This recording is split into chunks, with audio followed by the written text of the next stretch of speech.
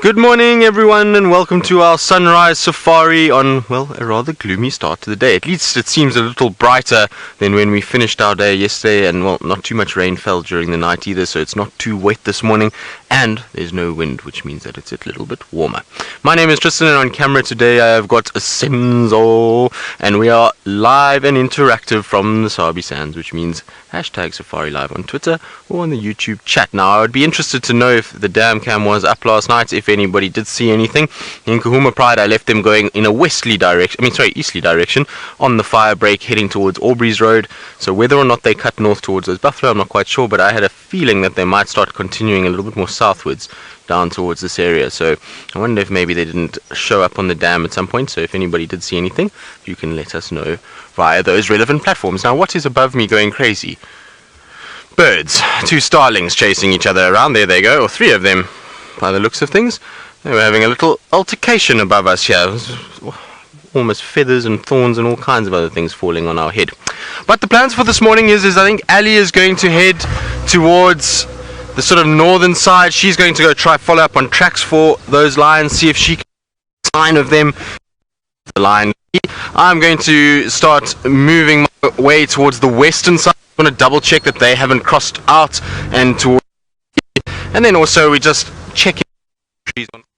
Look at those. So that's kind of this feeling all of that.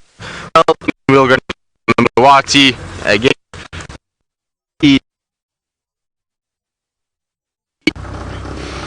Any cats this morning. That's, I think, what we're going to be able to do. And what we're doing.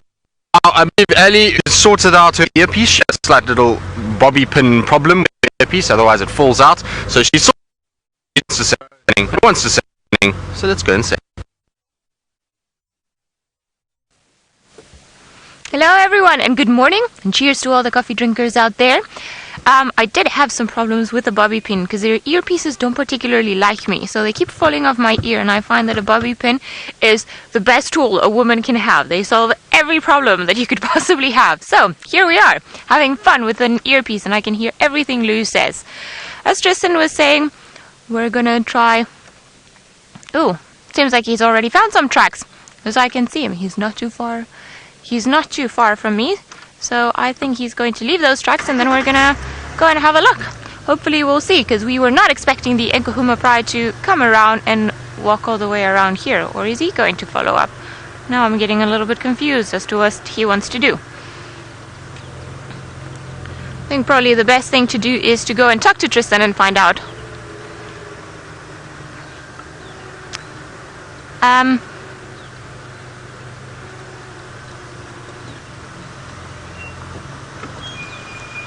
Hello? What, are you going to follow up on the tracks? Tracks are going this way, so I'm going to head down this way. This way? Yeah, maybe if you want to just check, I'll go shortcuts around to check that side. I'm going to go... Okie dokie. Alright, cool. Bye. See you later. Bye. Okie dokie. That is done.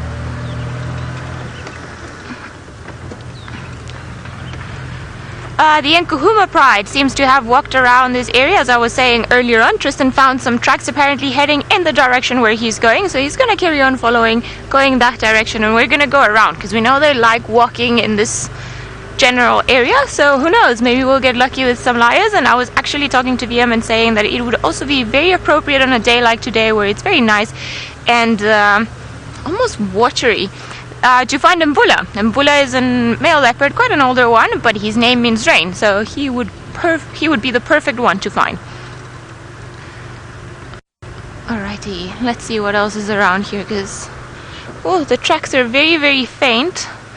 You can't even almost see them in the road. Like, you've got to pay a lot of attention to the road. So if I can show you guys quickly where they've come in from. And now I know you've all seen tracks of lions before, especially in the sandy soil like this one, and on days where it's not raining. And this is why it gets so tough sometimes when we've got this particular type of weather, is that obviously the rain either washes away all the loose sediments and make it easier to spot the tracks, or they tend to harden everything, so it's a lot harder to see the tracks. But here is one of the lion tracks. Definitely wasn't here yesterday, and you can almost tell its shape. And obviously there are a few more tracks here. Now once that you manage to see one, then you can see the rest of them. But here's a back pad, 1, 2, 3 lobes here, all of the pad, and then the toes all the way here, going in that particular direction. So I think it's quite fitting that Tristan's gone all the way there, and hopefully they'll carry on going around that area, because if there's something we know about the Nkahumas and the Birminghams, is that they like walking quite a lot throughout the night.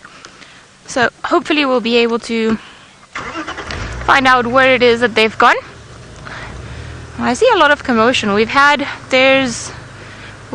He's just gone behind the bushes. There was an impala running across, and earlier on we also had a nyala running across the road.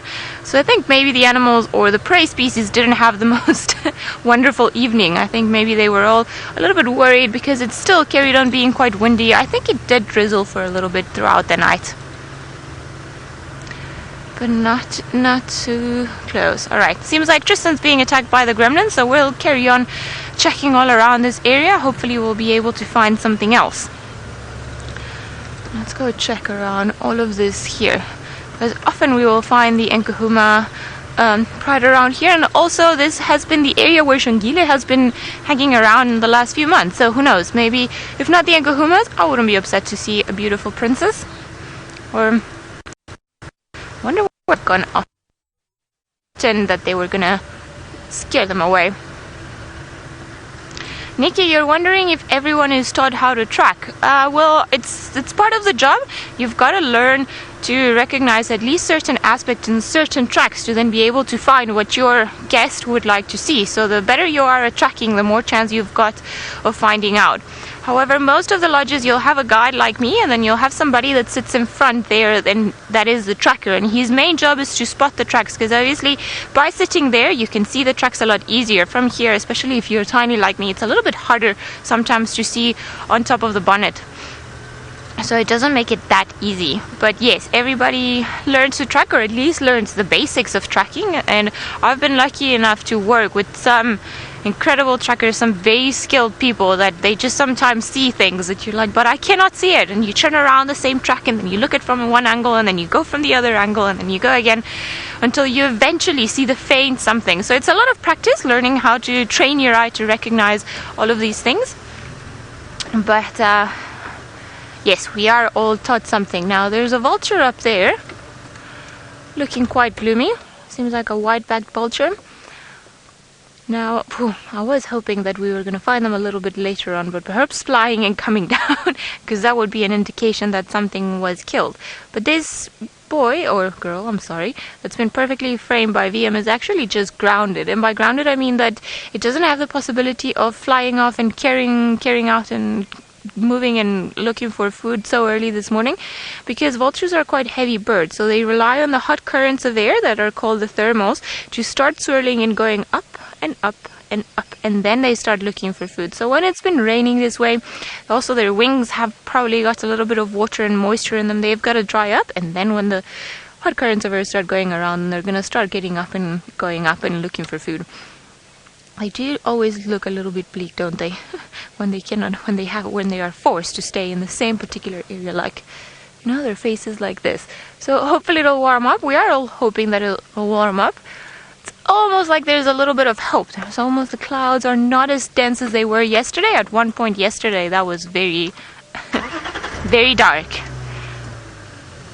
But hopefully it'll be all right. All right. Hopefully we'll get some of this going. Now, let me see if I can show you something as well here. No, this is not what I thought it was. Alright, we are still checking around this particular area, and it's funny how as you drive around, you're always like, it's almost like playing that game as in like you think you're getting hotter and hotter the closer that you get to whatever it is that you're looking for. So I'm hoping that's going to happen to us.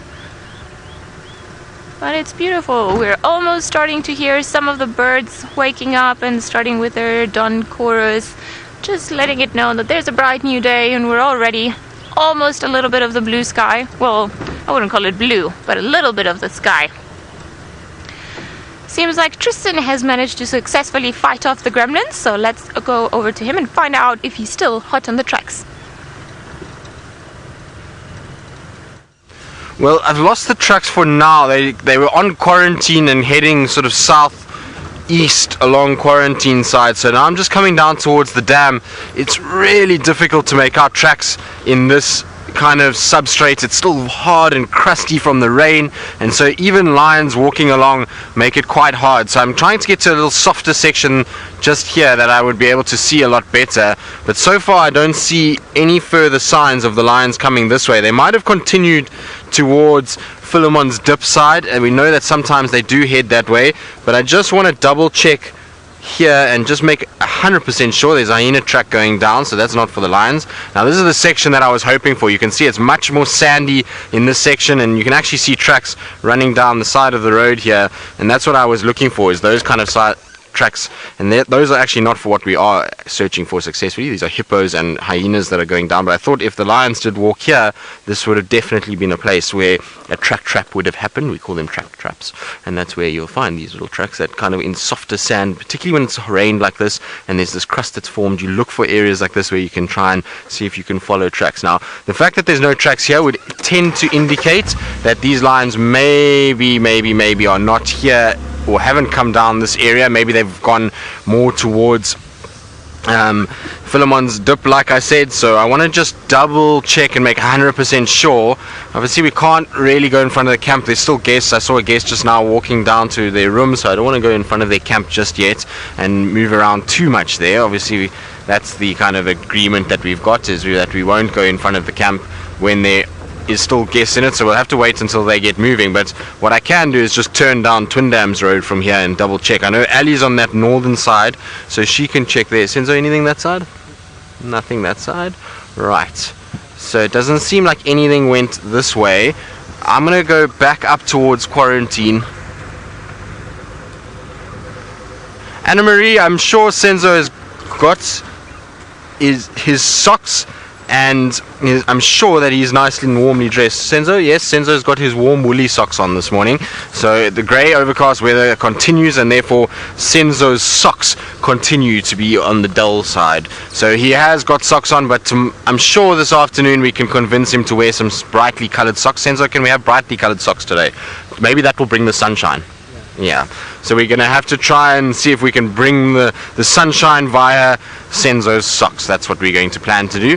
Still no sign of those lions, though, coming this way. So I would imagine that either they turned back to the west or they are somewhere around the southern side of quarantine. So I'm going to just get back onto that area. I'll take the Wahlberg's road that goes past the Wahlberg's nest up to quarantine again and see if maybe there isn't a sign of them on that side.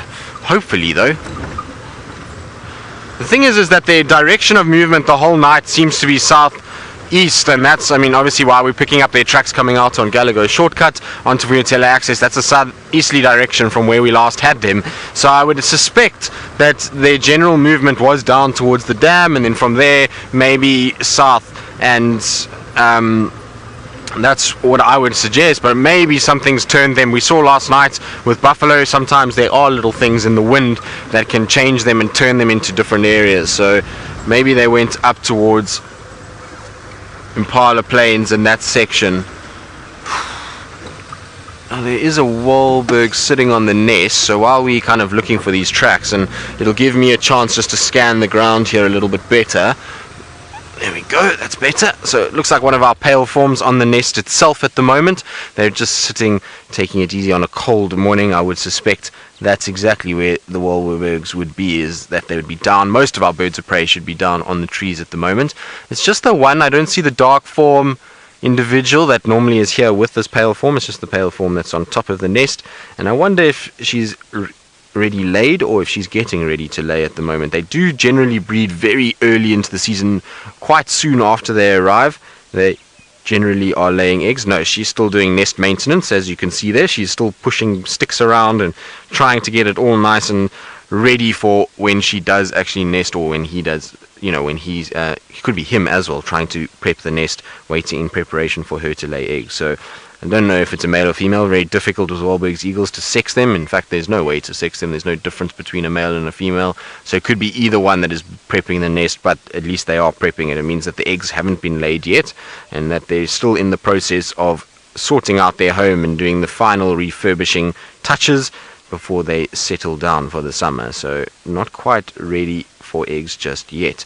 But it's going to be interesting to watch and see how we go with this. I really would love to have some sort of camera that was put up there that we could see what was going on.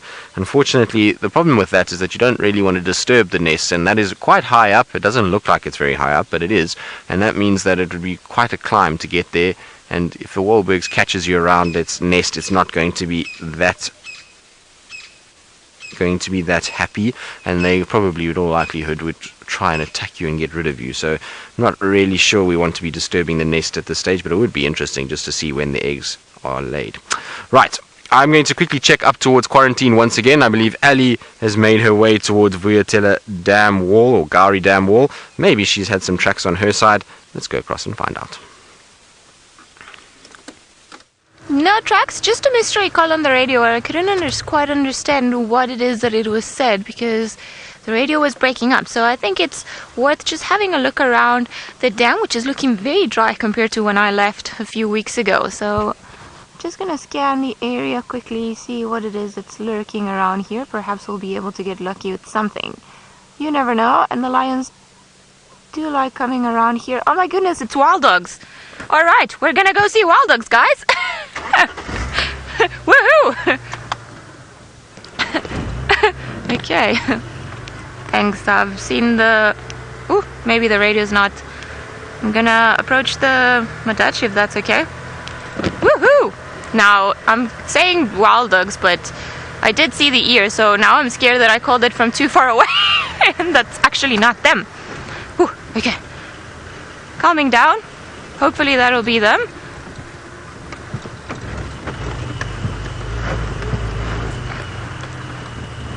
Whew. Let's see. My goodness. I'm so excited. I feel like my heart is shaking. Liam, didn't you miss dogs? I know they're not leopards, but... More of a cat person. You're more of a cat person. Sorry. Lou says they're kind of spotty. So yes, let's go and have a look at the puppies. Woohoo! Now let's see who they are, which ones they are. Okay. I'm gonna go in here just because I can. Travis, yes, they are indeed, and it was actually the landowner Yuri. We actually owe this sighting to him that got a hold of us in the radio, and he kept saying something about an animal being close to his lodge, but we couldn't quite, or I couldn't quite understand what it is that he was saying. But now we know. Yes, I didn't make it up. Woohoo! I think we owe Yuri a big thank you for providing us with such a stunning sighting.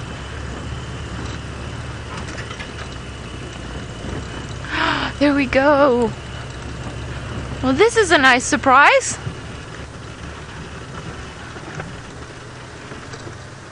I think we can see them all from here. Saying thank you to Yuri from the distance because we're very excited to see this pack of wild dogs. Hello, everyone. Now, I wonder if this is actually the Investec pack that was here last week. Just because there's quite a few of them, so I can count 1, 2, 3, 4, 5, 6, 7, 8, 9 of them, I think. Yeah, I do count 9 of them. Hard to tell because there are a few. They're all mangled together, just keeping together for warmth. So, what a stunning way to start the morning. Not bad at all. Hello, wild dogs. Now we are looking at one of Africa's most endangered predators, and the time spent with them is always great time because we don't get to see them all that often. In the same way that they come in and then they'll probably spend a few days with us, then the same way they'll go away and then we won't see them for a while. Now this particular one over here is the one that seems to be a little bit more alert, and I wonder if perhaps the Nyala and the Impala that we saw running earlier on, if they hadn't smelled the wild dogs or if they hadn't had an interesting encounter with wild dogs earlier on, and that's why they were being so skittish. Because it could be that these guys have actually been moving all the way throughout the morning. But what a way to start the morning! Woohoo! Hello, pretty dogs. Now look at them, all bundled up together. Look at that pile of dogs. They're looking very peaceful, aren't they? Almost like a proper normal house dog. I think that's a very sweet scene. Tina, you're saying that they look so calm at the moment. They do. It's hard to believe that they can just very easily get up and start going and then they won't stop going for a while. I think they're all settling, or they've been sleeping for a little while. But my best guess would be that they actually woke up quite early this morning and then they've been on the run, because there were no signs of them yesterday afternoon anywhere around us. So wherever it is that they've come from, I think they've either done it early hours in the morning or perhaps late afternoon yesterday, where nobody could actually realize. But look at that, it's almost like a semicircle of dogs. Not bad at all. Very pretty. I got a little bit of a heart attack when we were at the dam wall, and then I picked up the binoculars, and I think lucky this one had his head up, because he was the one that I could see. What you guys listening to? So otherwise, if they all had their heads down from where we were, it would have been virtually impossible to find them.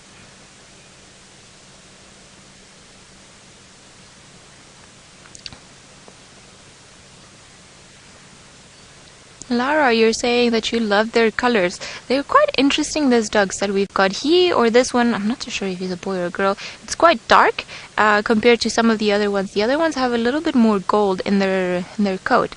I see there's another one that's also quite dark, but you see the contrast between the two of them.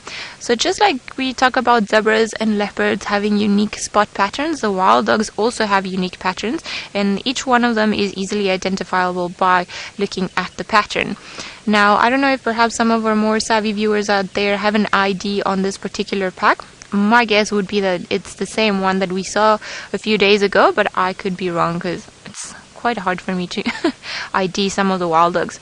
I think maybe this is the most prominent character. So if you do know who we're looking at, feel more than welcome to send through your comments using the hashtag #SafariLive. Now, all the heads are up. Ooh. Alright, what's going on, guys? What you looking at? Just like that. Sleeping time is over, greeting ceremony starts, all stretchy, and likely they're gonna go down to the dam for a drink, I am hoping.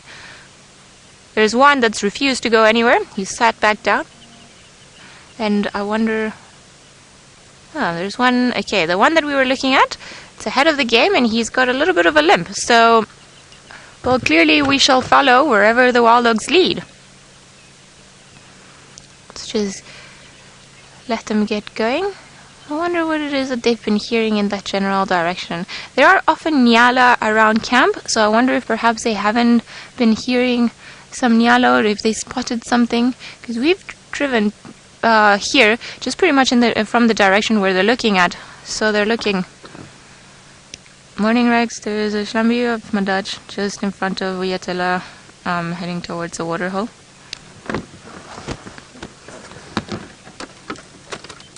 Alright, let's go.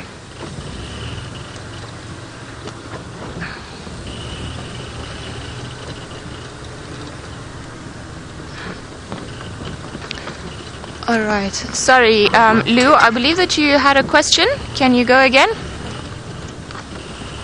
Copy, make your way.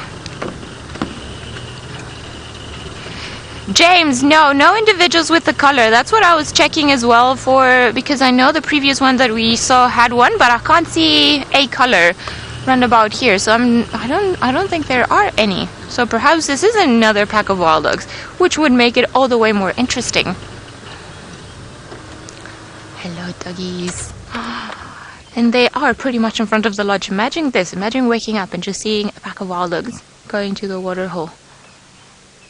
You're all looking very alert, and then these big ears, you can tell that they're not the biggest animal around. The grass in many areas is often longer than them, so their big ears allow them to almost like see ahead, because they're able to pick up movements and noises, well, not movements, just noises of movements, when they go around hunting. It's also good for them because when they start hunting or when they start moving around, often they'll bombshell, and each one of them will go in a bit of a different direction while they're trying to chase animals. So it's a good way then to be able to listen out to get the pack all back together.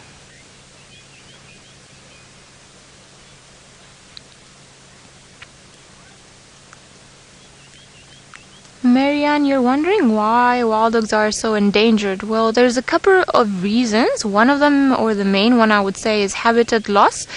They require areas very big, about 100 square kilometers is the home range of a wild dog to what's believed, unless the experts from the Endangered Wildlife Trust have a new theory. But they require areas to be very big, and then when they go out hunting, the problem is that they can also escape from protected areas. So they go into farms, they go into areas where there's cattle, and they kill a lot of the animals. And obviously, whoever or the farmers are not happy with this, because you clearly don't want a dog killing your cattle or your way of living. So a lot of the time they get killed in retaliation. And then another major issue is the fact that they can very easily contract diseases that affect domestic dogs, but they don't have the antibodies for domestic dogs. So in the last few years, we've actually lost a few packs to distemper virus and rabies as well.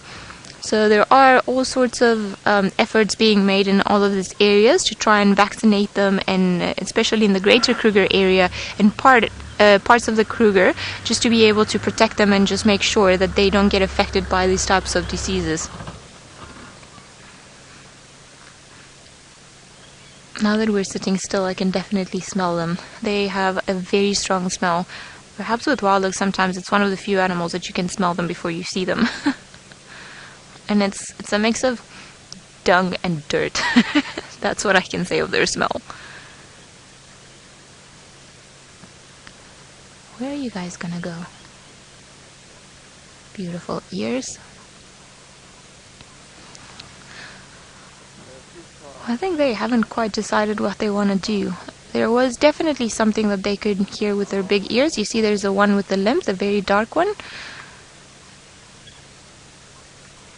But maybe they're just gonna go down for a drink. So let's try and head and follow them around. See what it is that they get up to. I'm gonna smell like wild dog this afternoon. Oh, guys, not into the drainage. There's some Hadidas that just decided to take flight because they're a bit scared of the dogs. And there we go.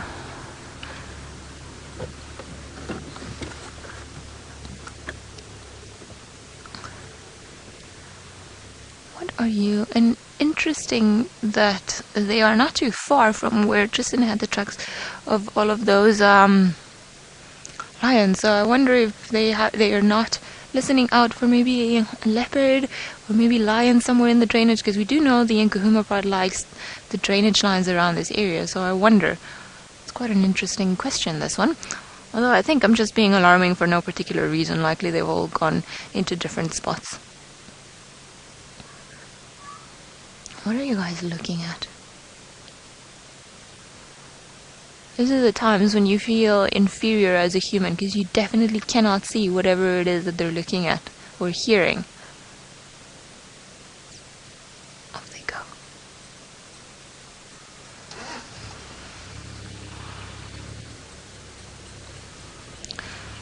Jeffrey, you're wondering if wild dogs hunt more at night or during the day. Well, they tend to hunt more during the day. They are diurnal creatures. So they're not like, they'll hunt just as the sun is coming up and as the sun is coming down. But, I just want to go where they go. But normally they rest throughout the night and they don't hunt as much during the night as they do during the day. Let's have a look. We're going down right into the dam, which normally in a very rainy season we wouldn't even be able to cross, because it would be almost like a death trap. But working in our favor today, as it's actually quite dry, and then we can have another look at these beautiful dogs. Woohoo! Guys, where are you going? Definitely we've got one of the alpha ones, the one that with the limp that keeps running away, because whenever he starts running, then the rest of the pack follows. Now I wonder if they're not going to go to Galago Pan for a drink. If they carry on in that direction, maybe that's exactly what they're going to be doing. I'm going to move again, just to be able to get into a position where it's going to be perhaps a little bit easier for us to start following them around. Because if they carry on in that drainage line, it's going to be a little bit difficult. So while we reposition, we're going to go back to Tristan and find out how his tracking is going on.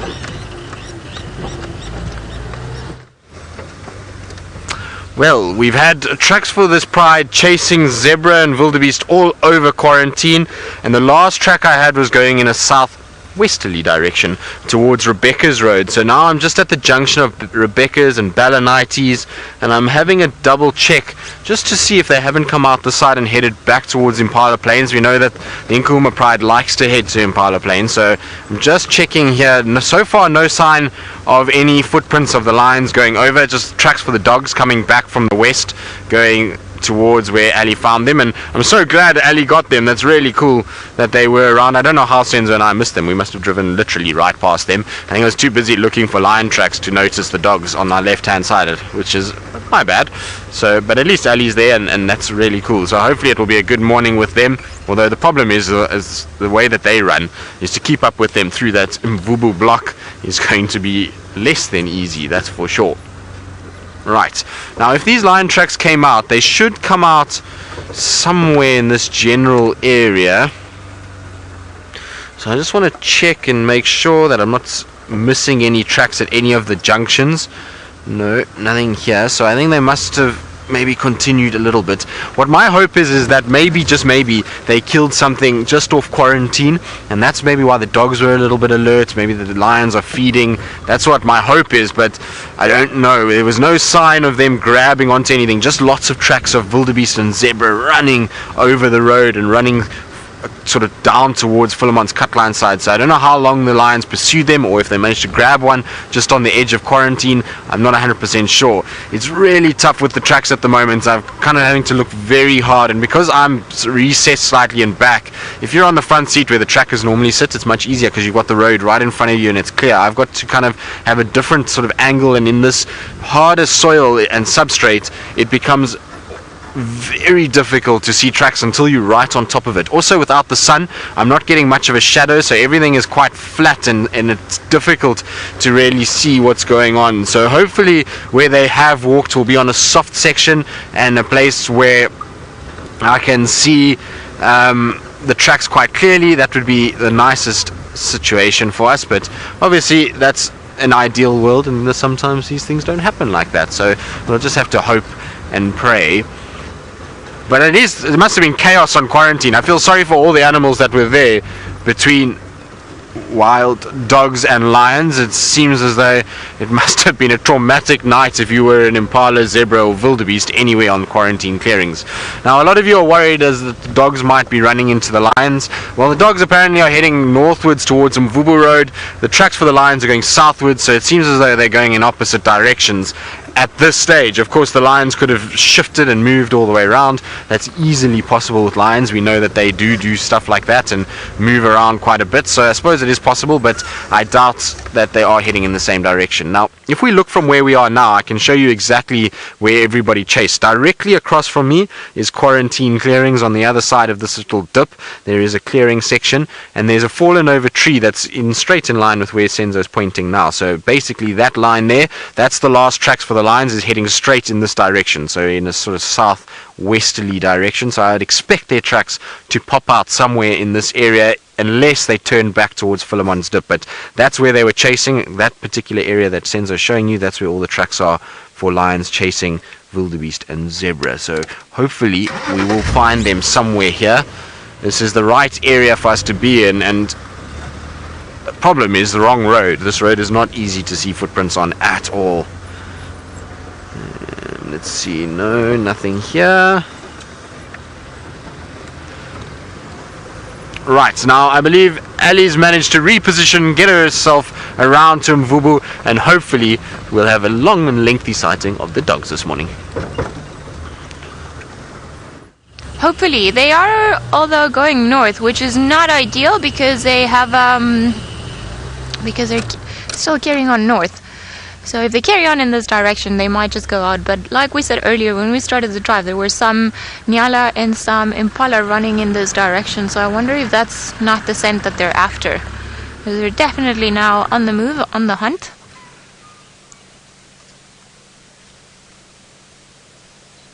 Maybe they're gonna go for a... Where are you guys gonna go? Now there's a lot of hesitation. They're not too sure where to go. All of them are here.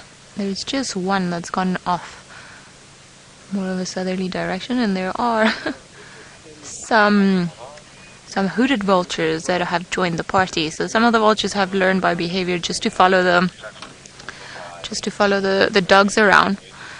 There it is. There's a hooded vulture that's been trailing all of these wild dogs. Sneaky little vulture.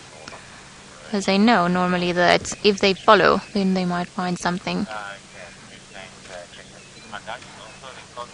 You guys are heading... Which way are you heading? We've got one that's pretty decisive. Oh, they all coming back. And off they go. Loving this. Alright, where are you guys going? We're gonna let them go ahead. And we're gonna carry on.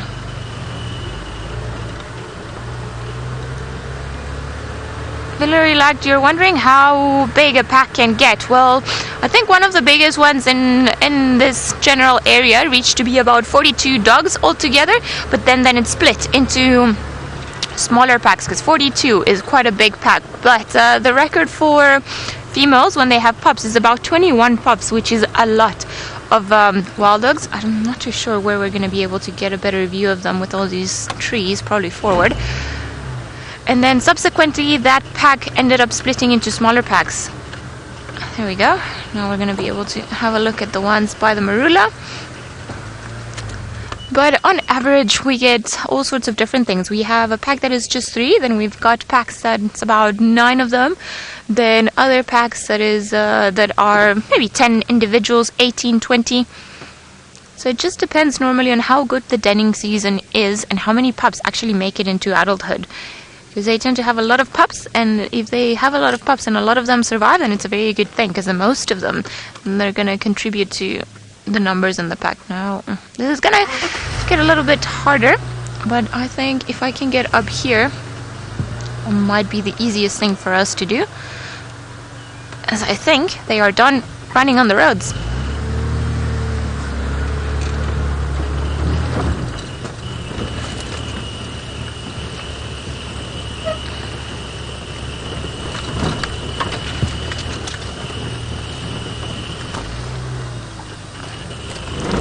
Done running on the roads they are.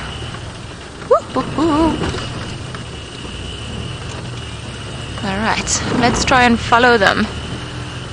Are you going back to the road? What are you guys doing? Ooh, there's a, what is it? An Impala? A Duiker, they're chasing something. Let's go have a look.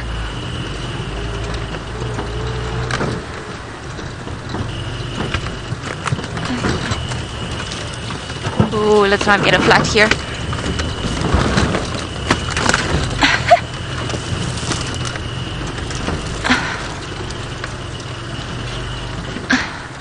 I'm getting into a complicated spot. Okay. Oh.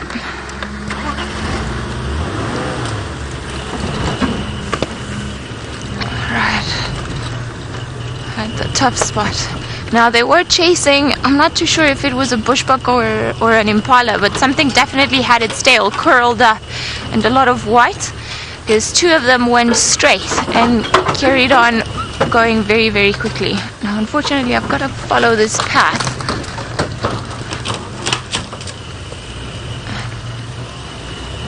It'll be a lot easier to try and get here now. This is the tricky part about wild dogs. NASCAR from Wisconsin, you're wondering if the dogs make their own kills or if they scavenge from other predators. Well, they make their own kills. Often, however, they get scavenged on by other predators. So a lot of other creatures like leopards and hyenas in particular, they will come and steal their kills, but I've also seen lots of vultures trying to mob them and try to chase them off their kills.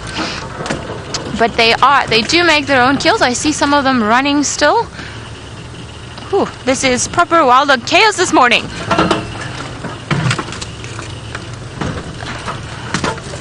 Now, I'm not too sure where the ones that were in hot pursuit of that little antelope have carried on running to. We have managed to find about half of the pack here, and they are standing quite still at the moment. So this is what happens sometimes with the wild dogs. Somebody will find something and...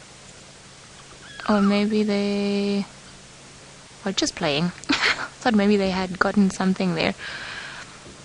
So one of the reasons also why it's so hard to keep up is because you can see now that they camouflage very well. They're not that big, and when they sprint and they start running like that, like some of them just did, then it's very hard to keep up with them, because obviously we have to maneuver around trees and branches and stumps, and they can just go, and they are very good at just going. So this is a proper wild dog chaos that we are living this morning. How exciting! Definitely did not think that my Friday morning was going to start like this. Hello, gorgeous.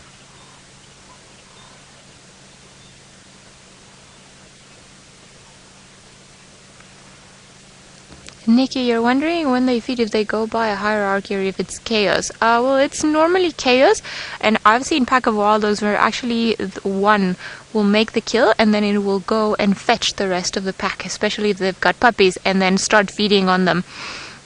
Wild dogs are actually very noble in the sense that they're one of the few creatures that when they've got pups, they always leave a babysitter back at the den when the pups still are too young to follow around, and they leave a babysitter at the den, and then they will go and feed, and when they come back to the den, then they will regurgitate what it is that they've eaten and feed the dogs. Even if they're injured, you feed the ones that got left behind. So it's something that's very unique to wild dogs, and it's not a common behavior that's observed in other creatures, just that coming back and sharing the food. But clearly they have evolved to have a bit of a different structure, and it's quite striking, especially if you compare them to lion. When they start feeding, the lions will fight one another, whereas the dogs seem to have a different approach of things, which makes them very unique. Now, on the run we go again. So here we go again. Ooh.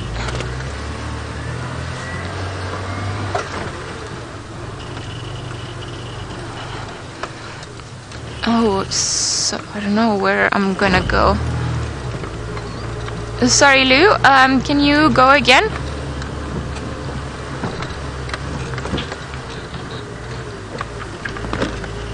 Andrea, you're wondering if the members of the pack are related. Well, in most cases they are. So it'll be a male and an alpha female that are together, and then the youngsters that they've produced. But there is a lot of there's a lot of moving around in between the different packs. Do you think we'll make it down here? Because they tend to migrate from one another, because if there's obviously a hierarchy in between, and lower ranking individuals do not get to mate. So the point of all of them is to mate, and also to then it helps the second purpose of actually... Oh, sorry, I've just got to concentrate here with this stump. I'm hoping it won't be too bad. Oh, yes, we've avoided it. Alright. We are going to maneuver around all of this monkey orange, but while we do that, let's head over to Tristan and find out how the tracking is going. Well, I've got tracks for the Pride coming down towards Philemon's cut line and then going past Treehouse Dam, still heading in a westerly direction, and it looks as though they might have bumped into these dogs last night, because there's dog tracks all over Philemon's cut line and the lion tracks, and then the lions were lying very close to where the dog tracks were. So I think it was a situation that maybe they bumped into each other last night, and that's why the dogs are a little bit on the skittish side and kind of watching what's going on. But I've lost the lion tracks again. I thought they carried on Philemon's cut line, but it seems as though they've cut off. I don't know if they've gone towards Treehouse Dam and went around that way, or if they've gone up towards Zoe's, but at this stage I've lost where they went. So what I'm going to do is probably just go back towards Treehouse Dam, double check Treehouse Dam, there's nothing there, and then come back this direction. I wanted just to check the entrance of the new road to make sure the lions didn't cross up that way, as we know that they sometimes can do. So it's just really not easy to see the tracks at the moment, and kind of struggling. Every now and then I get a little toe or a footprint here and there. It's not easy at all. At least when the pride is all walking on the road it's okay, but as soon as they split and it's a few females walking, it becomes a lot harder to follow their tracks. So I'm hoping that they haven't turned and crossed into Arathusa. I'm going to try and get an update from them just now. I just want to double check and make sure that their tracks don't cross to the south or don't come across this little section of Zoe's. I think that what's probably happened is that they've followed the tracks of the Styx pride from the other day, or the scent from the Styx, although that would have been before the rain, so I don't think there will be much scent, but they might have picked up something there and then just checked that.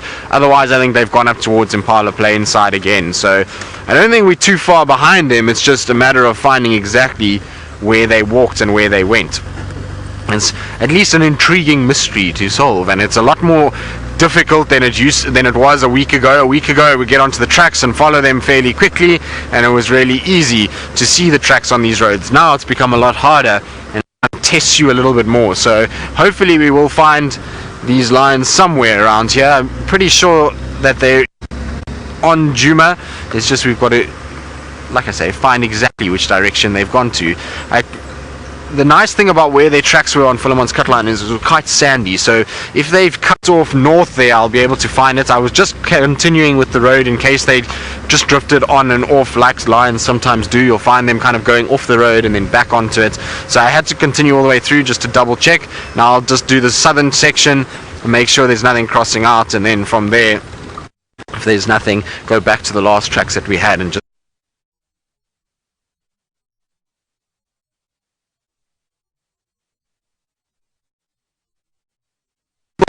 Oh no, it seems like the tracks have become gremlins and are attacking Tristan. Luckily we've managed to keep up with them. They are not too far from our Buffelshoek boundary now.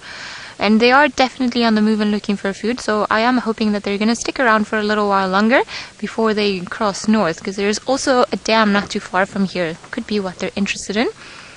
Although they are just sniffing all around, trying to look possibly for a potential prey. So that's why their movements seem all scattered and they're going around, they're smelling. And I think it was around here last night, wasn't it, BM, where we saw that big herd of impala, so maybe that's what they are looking for. Alrighty, now we have changed directions once more. You can see it's almost like they're being pulled by their noses. Smelling something. I'm gonna have to turn around now because I can't see them anymore. So we're gonna turn around and carry on running with wild dogs. How's that for Friday?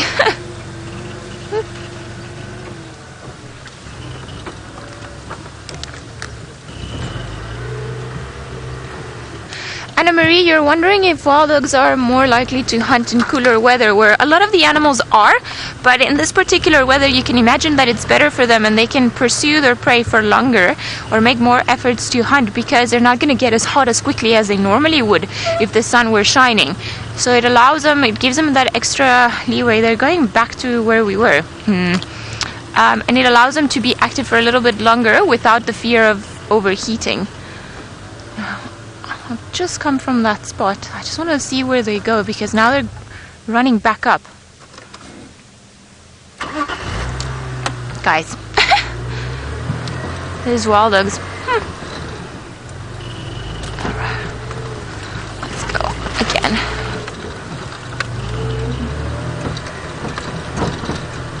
Alright, so you can see the guys jumping in front of us. Going back in pretty much the same way we came out. Definitely something. They smelled something that's now dragging them back in this particular direction. I think maybe we can go like this. Nothing's gonna break.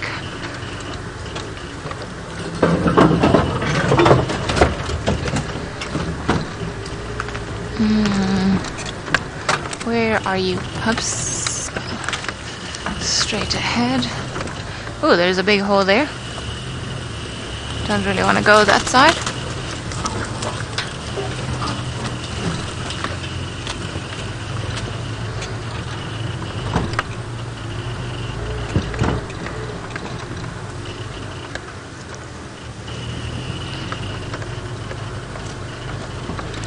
Like you're saying that their legs are longer than most dogs, and if there is a particular reason why, well, they live in an area where vegetation is quite high, so animals that are not that big within their surroundings, then they evolve to have certain advances, if I can call them that way, to then be able to thrive in this particular environment. I think I just want to go in a bit of a different direction. So they've got big ears and very long legs because of the area that they live in.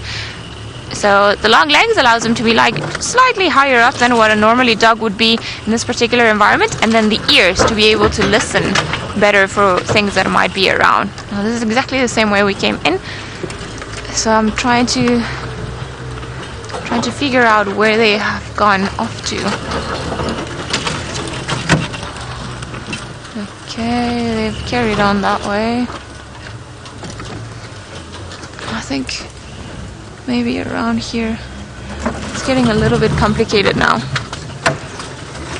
It looks a little bit more open this side.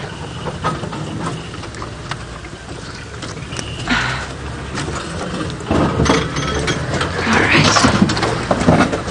Let me see. Whoop, whoop. Alright, we are going to try and see if maybe we can have another look before they head onto the boundary. But while we try to relocate, let's head back to Tristan. Woo! Well, we've managed to find Ellies' martial eagle with its Duiker kill again this morning. It's just on the southern side of Treehouse Dam, and it seems as though it's flown a little bit south. It was on the ground with the kill, but it has flown up, and there it goes. You can see it's still got the back legs, and off it moves towards another tree. But that was very cool to see. So still feeding off its Duiker, still managing to get nutrients out of it, which is really quite amazing. I would have thought that by now, it would have either dropped it or fed off it and finished, but it seems as though it's still feeding and still got some nutrients. Now I'll try and see if we can get another view of it, but it's difficult because it seems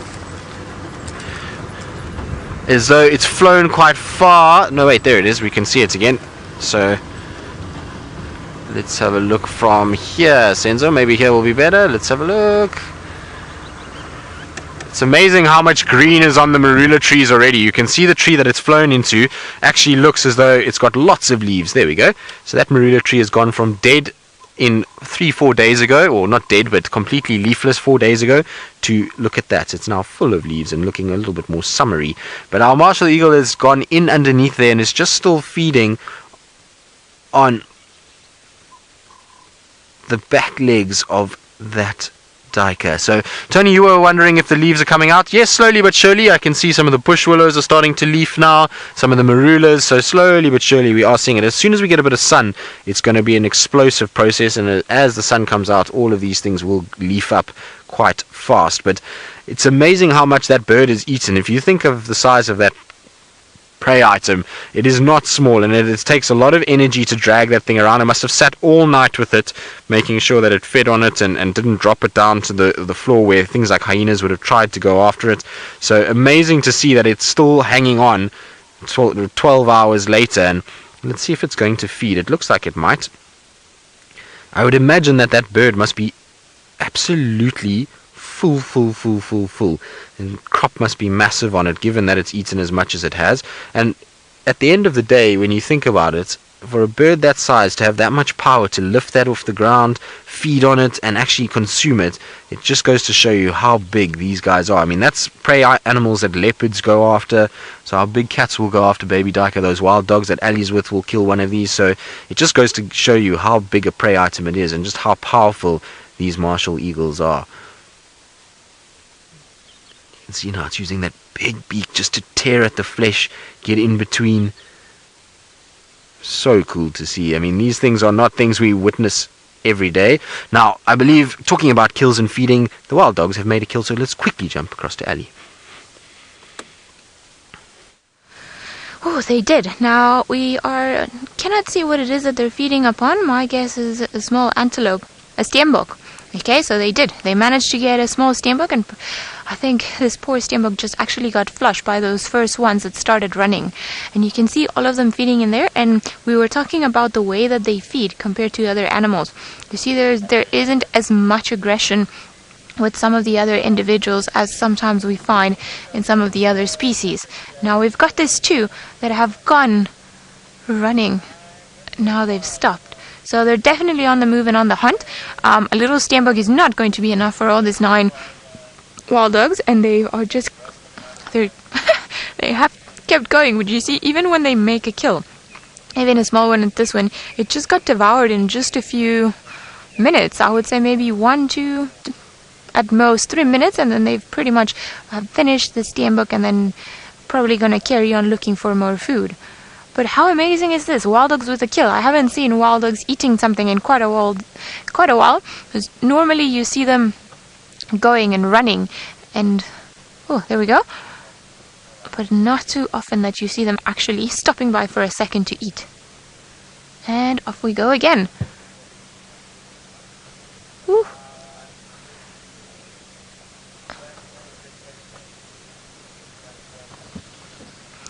Hannah, you're wondering if wild dogs are similar to any other animals. Oh, they're running. Sorry, Hannah, I'll get back to your question. I just want to see where they go. Hannah, you're wondering about their behavior and if it's similar to the one of any other animals. They are quite unique in their social structure as well as their behavior. What we saw now of them just sharing the kill, and quite a peaceful event. They're not fighting with other creatures. Even when we saw, for example, a few days ago, Shadow and her cub feeding on a kill. Shadow was not, and the cub actually, was not too happy to share the kill, and it started growling, and there was a bit of tension between mother and daughter. And lions are very well known for fighting non-stop when they manage to get a kill or bring something down. So I think that's quite unique to wild dogs, but in certain ways, they are very clever creatures, and they'll be somewhat like some of the other predators that we get around here, in the sense that they are very opportunistic, because they rely on their own senses and themselves to be able to survive. So the more successful they are as a pack, probably the better chance that they've got of living. Alright, this road is very bumpy. I'm gonna try and carry on going around here, see if maybe we get another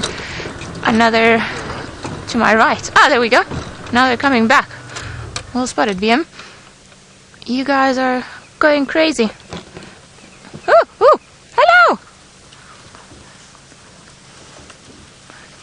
But there's a lot more dogs now.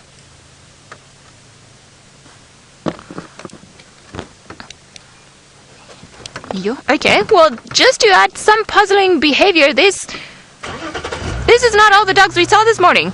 We counted about 9, and now there are a lot more of them, which is quite strange. I wonder if maybe we don't have a pack that's been split up for a while, or perhaps even 2 packs. Hasn't been unheard of. Alright. Just trying to get out of here. What a strange morning. Oh, I love it. Alright, here we go. There they come back. What's happening, guys? This is a lot of wild dogs. A lot of wild dogs. Oh, this is wonderful. 1, 2, 3, 4, 5, 6, 7, 8, 9, 10, 11, 12, 13, 14, 15. Okay, this is... So whatever it is that we were looking at was about half of was actually running like crazy here. How cool is this? Now, are you guys going to carry on running that way, or are you going to come back? As they seem to be in a bit of a playful mood. Let me just turn around once more so that we can have another look at them. Alright, perhaps it is just one massive pack altogether, and they actually did get spooked by the lions. Like we said, they were, when we initially found them this morning, their behavior was a bit funny, and then Tristan finding the tracks of them close to where the lions were could indicate that they all met each other sometime last night. Alright, let's go and have a look.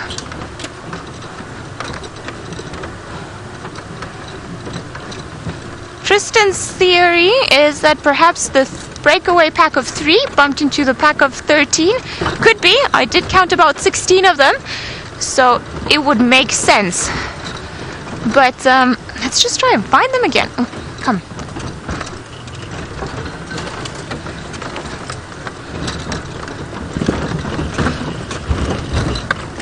Okay. I don't know where Rex has gone, so let's try and get. Whew.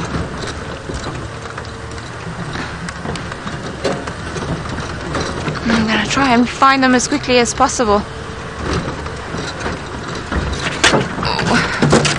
Ow. Where are you guys?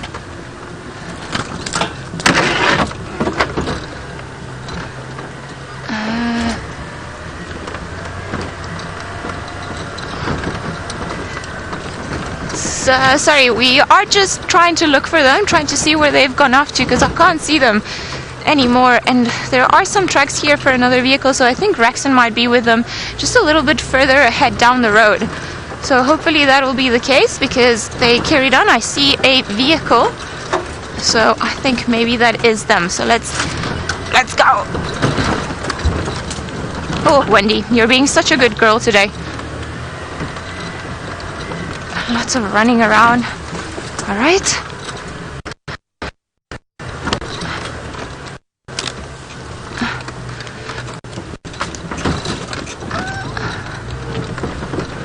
All right, we are going to try and carry on trying to relocate. But while we do that, let's go over to Tristan and find out if he can tell us what's been happening during the night. Well, it's been absolute chaos. What you can see there is tracks on the right side, the big deep track that you can see there. That is the wild dogs tracks going northwards. And just to the left of that picture, you'll see a rather faint, large lion print. And if we zoom back out a little bit, Senzo will be able to show you, there was absolute pandemonium here. This is an area where there was a wildebeest in the middle of it, and there's just lion and wild dog tracks everywhere, chasing each other all over the show. You can see the road is completely covered in tracks on both sides. So I think this is where the dogs and the lions must have met last night, and they must have chased each other around. But the lion tracks go north and south, dog tracks go in every direction, and the lion seems as though they kind of chased but didn't get anything. I can't find any sign of fur or blood or anything like that, so I think it was more just a case that the lions ended up chasing them. But you can see, if you just come to the right a little bit for me.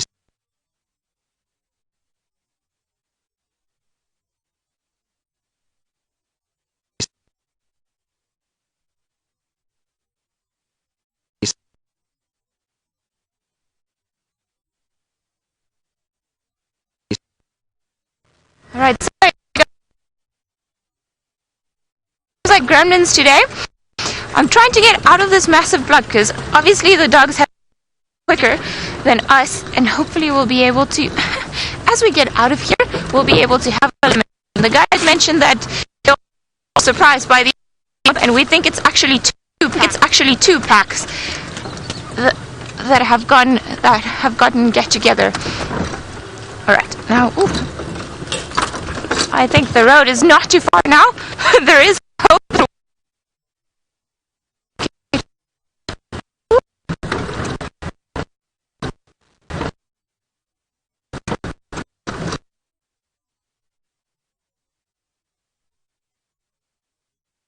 Now, unfortunately, it seems gremlins are on every side of us at the moment. Between Ali and myself, we're getting hammered by them, but we will get rid of them. We will karate chop and judo kick and all kinds of other things, or we'll just phone Taylor and tell Taylor to do her anti-gremlin dance. The good news is that what I was basically explaining is that the lions chased the wild dogs, but there's no sign of any interaction. There's no blood, there's no fur, which means hopefully the lions didn't get them. It was just a little kind of mix up between them, and that was that. But the tracks for the lions do cut northwest, and so I'm going to go around to Zoe's Road, see if they don't come out there. If they don't, they must still be in this block here somewhere, and I'll go back then and try and follow the tracks track for track and see if we can maybe find them lying down here somewhere. But I think they might have popped out onto Zoe's roadside and maybe towards the old hyena den. It's a very similar area to where Shadow crossed the other day, and we followed Shadow pretty much straight to that old hyena den. So I'm hoping that the lions are somewhere there. The problem is now we're flirting with the western boundary quite a bit, and the chances of them crossing is very real. So I'm hoping that they just decided to lie down and rest somewhere here. That would be ideal for us in the long run, but who knows, we're going to have to just check and double check. But it sounds like absolute pandemonium with the wild dogs. They are going in every direction. Seems like a whole bunch more have arrived, so I wonder who exactly that is and where they've come from. Really interesting that all of a sudden from no wild dogs we're being overrun by a whole bunch of them. It's really quite interesting. Right, now the lions, now your turn to pop out as well, and then it would be, I would imagine, a very successful morning on Djuma if we get the lions as well. I did check Treehouse Dam, no sign of anything there. The dogs were there last night, that's where they drank and then they moved from there, but the lions definitely didn't go down that way. So no sign of the Angama Pride heading down towards Treehouse, no sign of any leopards that I could see. Obviously the tracks are difficult to see at the moment, so no sign of any leopard tracks, but I don't think anyone's checked around Twin Dams or that area very much at all. Right, wild dog tracks crossing that way, so that's okay. We know where the dogs are. They've been found.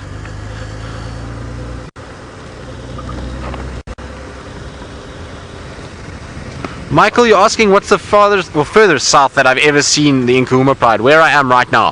So I'm right now on basically the same line as when they had a zebra kill a few months ago, and so this was right on the southwestern corner of Djuma. And that is as far south as I've ever seen them. Generally they like to hang around a little bit further north, but I have heard of them and have seen them with my eyes on Arathusa airstrip before, so they do go quite far south sometimes, but the sticks have been hanging around a lot there, and so I don't think they're going to be pushing too much into that area at the moment. I think they're going to be pretty much stationed around here, and I'm super surprised that they didn't go after those buffalo last night. Maybe they did, maybe they chased the buffalo and missed, and then they came back south towards us. I'm not 100% sure, but I'm surprised that they didn't go after buffalo last night in the long run.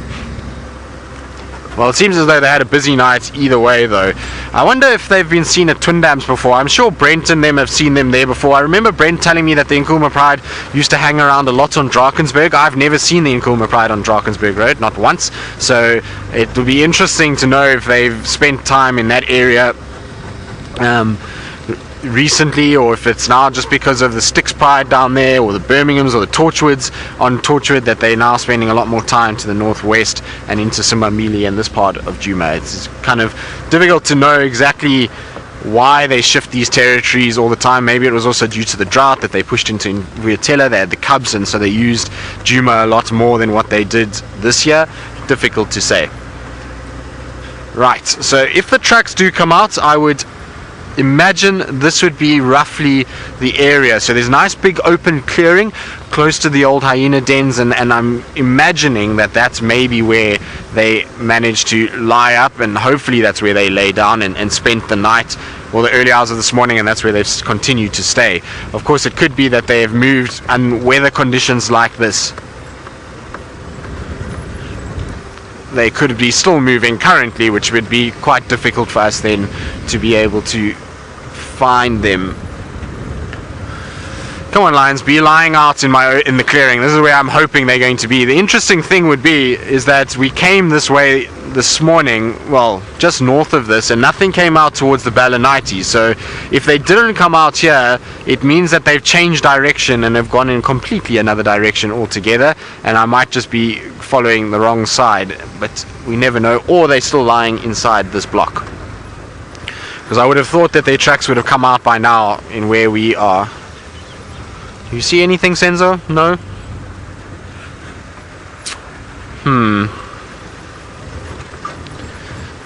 I want to just try and see. This is where I thought they might be.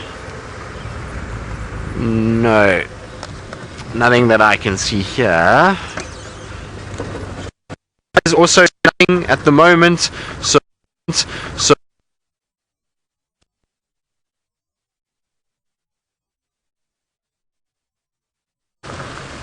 Alright, sorry guys. Now, the blood has thickened with our wild dogs. Definitely two packs that don't want to be together. So the one pack has run all the way into Buffelshoek. So it was very hard to follow them, and the guys couldn't the other side. Here on the radio, back to the general area, see if perhaps we get lucky. This has been complete dog madness this morning. Everyone going everywhere. Bumped into one. We definitely.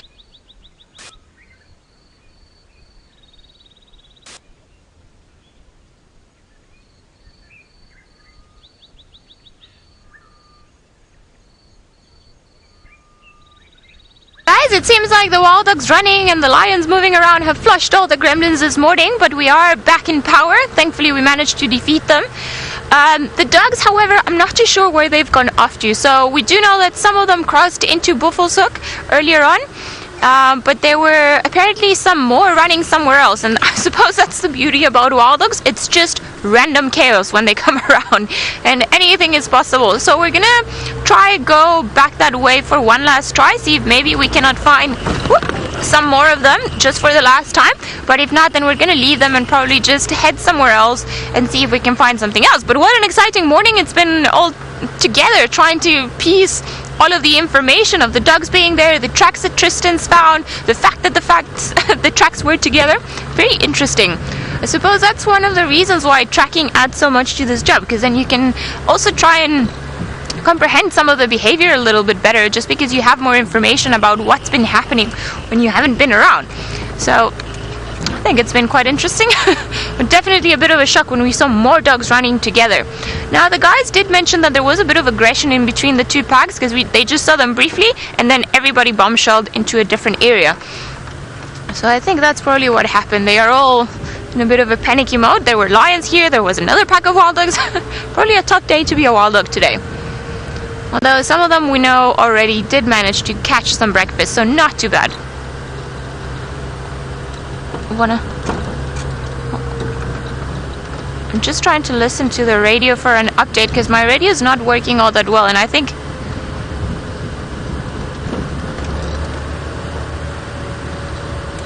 okay, so you see the wild dogs are doing all sorts of interesting things. We're gonna carry on going back onto that area where we were and onto the boundary, because they keep going up and down and back and forth, and they just running in no way that actually makes sense, which is a very particular thing that the behavior of the wild dogs. They just go all over, whereas lions tend to, if they are going in a certain direction, they will go there.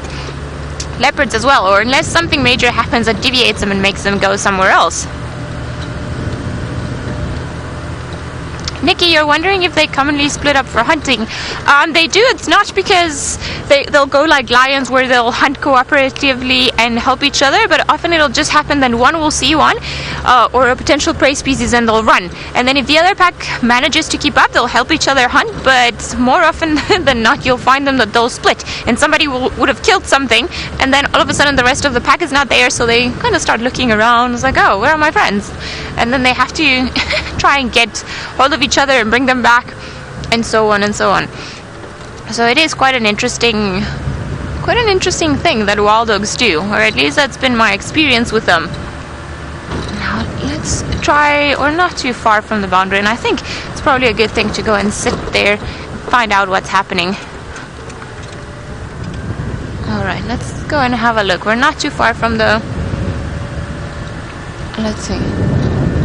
I wonder, it's interesting what the things that happen during the night. The wild dogs being chased by lions in the middle of the night when there was absolutely no indication of wild dogs anywhere around them. Let's see. Whew. Now, I wonder what's been going on in the wild dog world to cause this. But like we said earlier, the fact that the weather is the way that it is today also allows a little bit more of freedom of movement, if I can put it in those words, just because we'll be able to keep moving for a little while longer, whereas in the summertime it can get very hot round about by 8 o'clock in the morning, and it just gets so hot that you'll see even lions after 7:30 in the morning, they'll go straight to sleep. Impala, you don't know. You don't know what you've survived. There was an impala far away in the distance, not the greatest visual, and I actually just want to make time to get onto the boundary and then start driving from there. But that impala, male impala, definitely got lucky this morning. What is this? We're gonna have a look around here, see if maybe we can find something else all in this area, but while we do that, let's go to Tristan, who's still persevering with his cat tracks. I am indeed, and that's the reason why I'm persevering with them, is because I can't find any sign of them coming out of that area, and so I'm back to where the tracks went in, but there's some kudus right where the tracks are, so we thought we'd just stop and admire the beauty of our kudu friends, because they really are such a wonderful animal. They've got beautiful big ears and these white striped markings on them. There's a couple oxpeckers also around, and particularly on this one on my far left. It's got lots of nice oxpeckers on it that are busy feeding and going crazy, and you'll see they try go into the ears of the kudu. There's nice big ears, and there's often parasites inside there, and that drives the kudu mad, and you'll find the kudu will flick its ears. But there we go, they're just riding along, and you can see how well they're able to grip onto these animals. Even when they're walking, they're still able to sit on a pretty much vertical surface, and the reason they can do that is they have a very different foot structure to what you would see from something like a passerine, which is a bird that perches on trees. That normally has 3 toes facing forward and 1 toe facing back, but these oxpeckers have basically like a grappling hook style foot. They have these X-shaped feet, so 2 front, 2 back, and that allows them just to grip onto the side of a kudu or any other animal that they are riding along, and they're able to stay on without falling off. So it's a very clever system that they've got, and you can see even when the kudus are moving, there's no difficulty in staying on whatsoever as they move around. So really cool to watch these little birds. And you can see they're all puffy because it's a little chilly this morning, so we've got some puffy little oxpeckers trying to stay nice and warm in this coolish weather.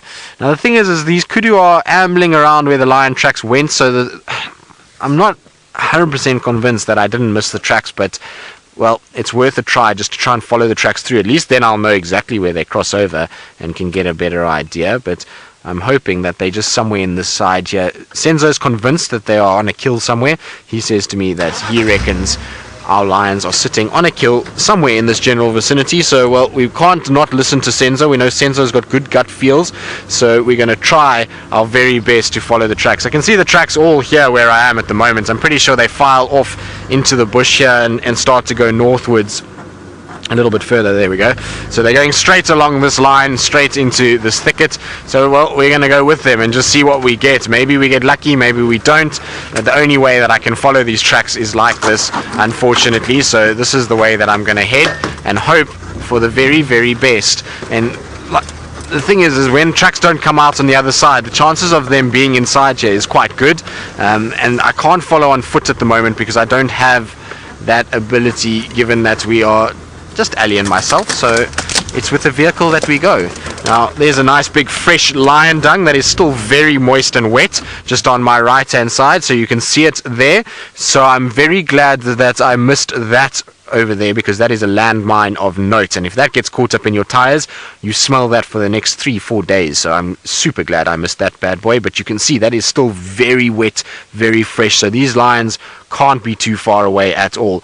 The interesting thing about that size dung is indicative that these lions must have eaten something, because last night we saw them, they were thin, they weren't full of food at all, and that is a very large dung that they've made that is packed with fur and all kinds of blood. It's dark black, which means there's blood in it, so I think they must have made a kill last night and fed off it, and then they've defecated here. So let's try and see, maybe we're going to get lucky. We're on the right track at least, and while we doing that, I believe Ellie has gotten onto Buffelshoek boundary, and she's found herself some rather large grey pachyderms to follow around. We have, but they have now walked behind the one stick that prevents us from seeing them nicely. And I think they can also pick up the scent of the wild dogs, because you see that trunk going all the way up? I believe that they also know that there's been all sorts of things running around this particular area because it's been such a chaotic morning. Now, one of the last updates that we got on the radio, which I think it's going to make it a little bit hard to try and find them again, some of the wild dogs are already at Sydney's Dam and they've carried on going. And apparently there were 2 that somehow managed to find themselves going south in a drainage line. So we're going to, I think, bumble around this area, see if perhaps we can pick up any tracks or find them around. If not, then I think we should probably count ourselves lucky because we saw 2 packs of dog this morning and we saw one of them on a kill.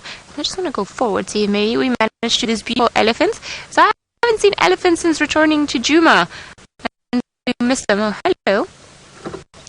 And it's quite a big herd. I would say maybe about 30 of them all around here, hiding in between the bushes, but I see a lot of trunks that are going up, and it could be partially towards us now because now they can obviously hear us and smell us, because this is a particular area where some of the dogs crossed over. I think that's probably what they're smelling, or the scent that's lingering up in the air.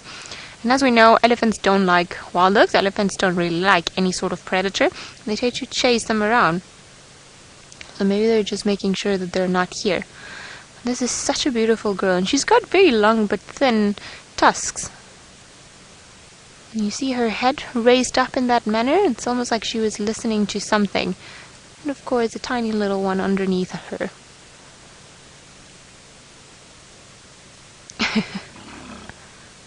I think she wants a little bit of space, and she wasn't too happy to see him there. I think they are eventually going to cross the road, but there's been a little bit of commotion. Somebody's got a branch stuck in its face, and that's perhaps where they're being a bit hesitant of carrying on and moving on. That's great camouflage, little one. Is it camouflage that you can also eat? Wonderful. How's that? We can see its tiny little tusks just starting to come out. Still quite a while to grow. Somebody's upset. There's a lot of rumbling going on.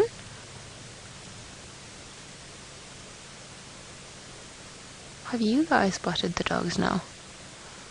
You see, there's quite a bit of tension. They're all very stiff and still. Their ears are perked up. They're all listening to something, and I don't think it's us, because they're all facing in different directions. If it was us, they would probably show signs of aggression towards it, which they haven't done. So I think there was something else that they're not super happy about. Has everything gone better now? Seems like they're fine now.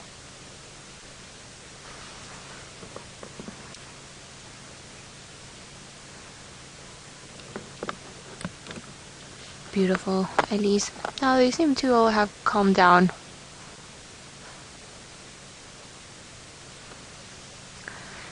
Proud Cat Mama, you're wondering if wild dogs would harass the elephants. Well, an elephant is not an animal you really want to mess with, and they're very big and powerful, especially the females with the youngsters. So what could happen is that wild dogs in their runnings, they bump into elephants by mistake, or they get into close proximity, and it's almost like, oh, we bumped into each other, and then you'll see the elephants trying to mock charge them, or just trying to make them go away on the particular area where they're in. But they wouldn't normally harass. I think they know that the Ellies are way too big for them to mess with them. Because if you can imagine getting a trunk in the face by an elephant, it's probably something that could kill a wild dog. You're a very pretty girl. Very elegant tusks that you've got.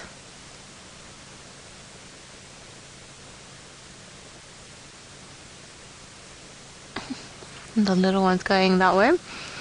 Now, there are a few more in the background, but she seems to be the one that's leading everyone across. Yay! Carry on, girl. We would love to see you in full form. And now they're just busy eating what it looks to be all of monkey orange, which is a lot of stuff that we've driven over today. Just because it grows and it encroaches certain areas, and then it dominates the vegetation and the soil. But hopefully the Ellies will... No, you're actually eating the bush willow. Very clever girl. So you can see it's quite complicated sometimes, with very long straps of bark that are also quite flexible, and you don't always manage to just rip them off the bark. So I think she's actually still feeding of it without having been able to separate it from the rest. But what's interesting now, you see where she's positioned that trunk, that tree, not trunk, that branch. She's put it all the way at the back of the mouth, and then she's feeding. It's almost in a circular way, just to try and get the bark off this particular branch, and then she's gonna go actually and eat the cambium layer, which is a red layer that's underneath the bark. That's the nutritious part. You see that reddish over there? That's actually what she's going for. Okay, maybe she's just now decided to hide it. There we go. Putting it back up once more. Very beautiful. Oh, look at those eyelashes.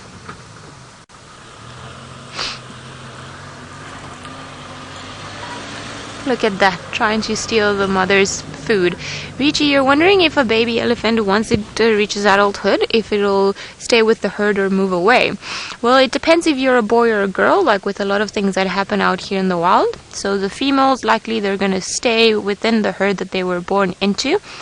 Sometimes if that herd gets way too big, then you'll see that they'll split into smaller family units, so it'll be her and her youngsters.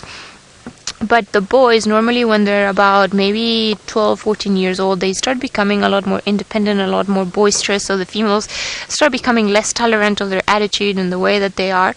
And slowly but surely they start lagging behind the herd when they follow them. And then eventually it's not perhaps as aggressive as lions, where they get actively pushed out of their pride. But eventually the young male elephants, as they do their own thing, then they just pretty much become solitary.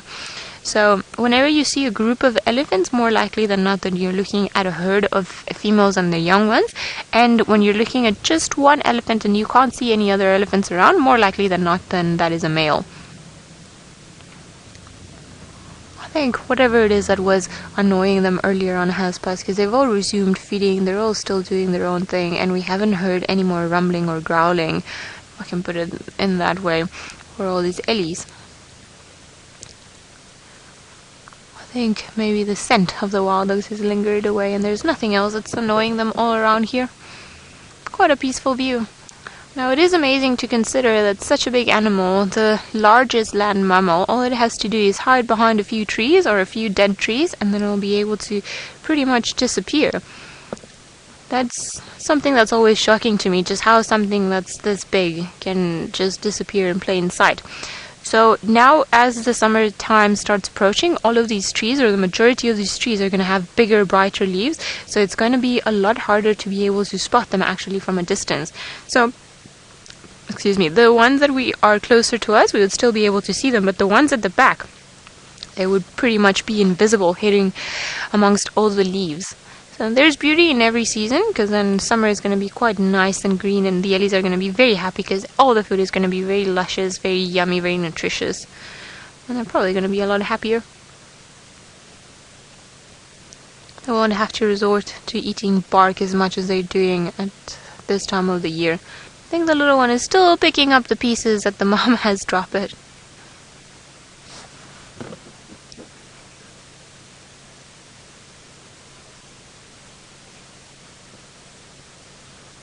Campy and Dewey's mummy, you're wondering at what age do the elephants or the young ones stop suckling and start eating plants? Well, they suckle, or they have to suckle until they're about 2 years old. That's the earliest they can be weaned, but they normally carry on until they're about maybe 3-4 years old, and then the next calf comes around, and then the mother doesn't allow them to suckle anymore because now she's got to produce the milk for the tiny new one that's arrived. But they start eating plants or plant material when they're about 3 months old. It's quite funny because you'll see that they don't really know how to do it just yet.